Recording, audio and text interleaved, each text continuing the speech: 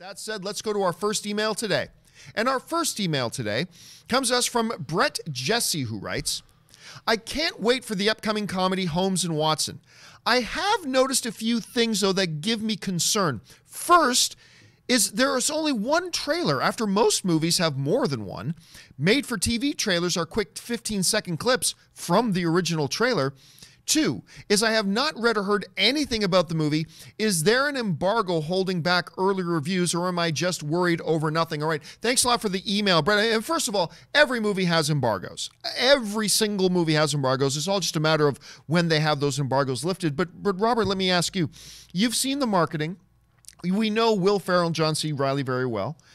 What are your expectations? Do you think we should have, as fans, optimism going into this, or do you think there's reason for concern over Holmes and Watson? Well, I mean, this duo has delivered for us before. You know, they haven't let us down.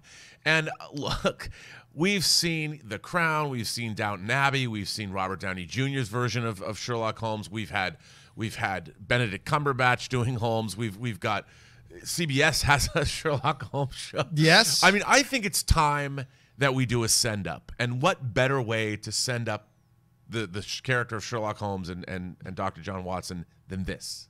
I mean, it looks, the trailers, I know were you keen on the trailers? I thought they were hilarious. With the selfie thing with the Queen? Well, yeah, I mean, look, it's kind of the airplane version of Holmes and Watson. I love Airplane. Oh, yes. You know, Don't Call Me Shirley. You Don't Call Me Shirley. If you haven't seen Airplane, do yourself a favor. You've never seen a spoof movie. Not really, unless you've seen Airplane. You've got to watch Airplane. I even like Airplane 2, for heaven's sakes. I do too. Shatner's awesome in Airplane 2.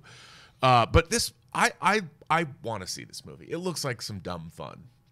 I'll tell you what, man. I want to see this movie because I'm a big fan of Will Ferrell, particularly Will Ferrell and John C. Reilly together. I'm a big fan of these guys. But, I mean, I saw that first trailer. Whew. I don't know, guys. I'll tell you what, that first trailer did not work for me. And you know what? You did bring up something really interesting in the email. This is a really good, valid point here. We are used to seeing most of these campaigns will have 2 or 3, sometimes 4 or 5 trailers. This has had one trailer that did not get received very well. The TV spots are basically just segments from the trailer. Yeah. Now, if you want to look at it optimistically, the one way you could look at that is going, hey, there are so many hilarious moments in this movie, they don't want to give more of them away in the trailers. You could look at it that way, for sure. Yeah. But, I mean, the realistic thing, though, here is this. Whether the movie turns out to be good or bad, and I hope it's great, because I love these guys together. I hope it's wonderful. But even if it does turn out to be wonderful, where should our expectations be? The reality is we shouldn't have very high expectations as far as how well is this movie going to do. Because, look, they've done 2 films together. I mean, technically you could say they did Anchorman 2 together, but John C. Reilly, very small role in that. Yeah. Really, they've done 2 films together. They've done Step Brothers, and they've done Talladega Nights, The Legend of Ricky Bobby. Right.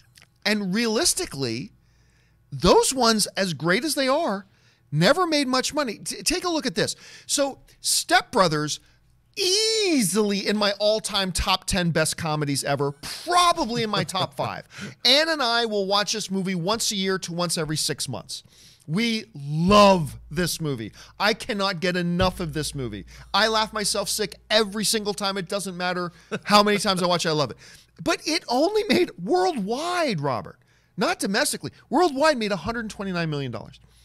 Then you look at Ricky Bobby. Right? A lot of people I don't like it as much as Step Brothers, but a lot of people like it even more than Step Brothers. And it gets talked about in very successful terms. But the reality is, Talladega Nights made $162 million worldwide, right? In total.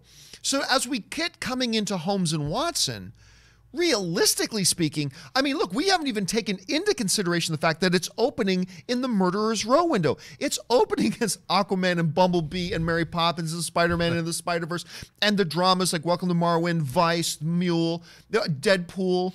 I mean, even in the best of circumstances, I don't know that we could have high hopes as far as what kind of results it's going to get. As far as the quality goes, I got to admit, I'm pessimistic. I'm pessimistic at this point. I don't know. What do you think? Well, you know, it is counter-programming. It is. There's not a lot of great comedic fare out there other than maybe Once Upon a Deadpool, but I'm hoping that it'll be good. Look, I hope every movie will be good. Sure. And these two guys, the last two films, both I enjoyed. Yeah, me too. So I'm hoping that maybe it'll be. I mean, is it broad and stupid? Probably, but it looks like it's good stupid as opposed to bad stupid. Fingers crossed.